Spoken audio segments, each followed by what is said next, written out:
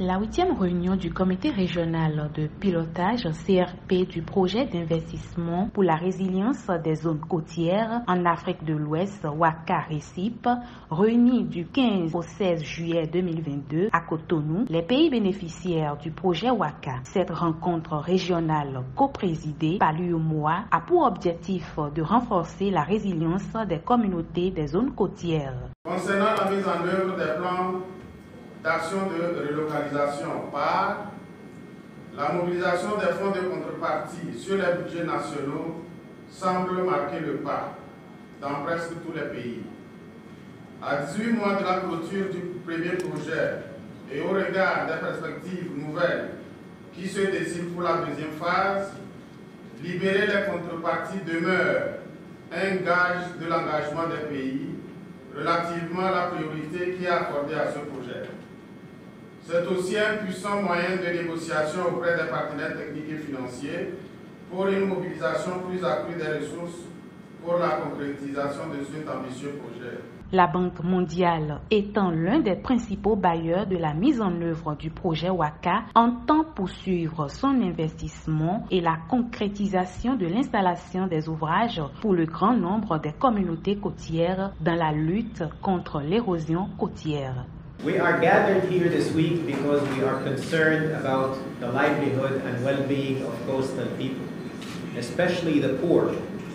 We are on mission to assist countries and regional institutions to support sustainable coastal management and development. Rappelant que le Bénin a obtenu près de 63 millions de dollars dans le cadre de la phase 1 du projet Ouaka-RECIP,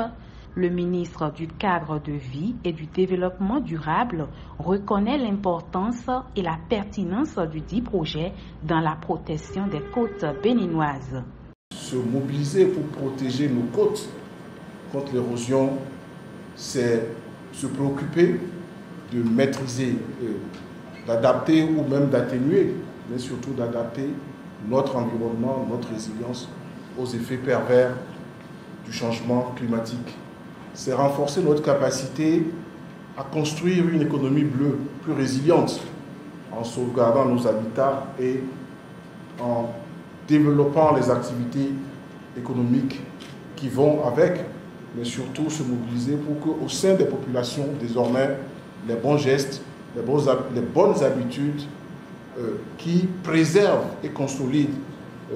cette protection qui est faite à coût